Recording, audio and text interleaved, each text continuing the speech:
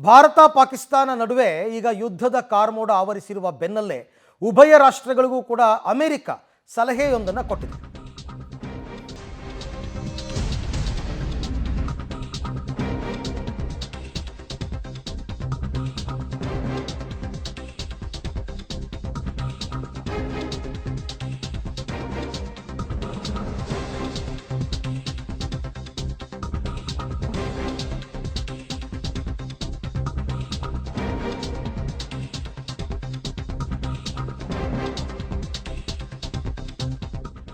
ಭಾರತ ಪಾಕಿಸ್ತಾನ ಮಧ್ಯೆ ಉದ್ವಿಗ್ನ ಪರಿಸ್ಥಿತಿ ನಿರ್ಮಾಣ ಆಗಿದೆ.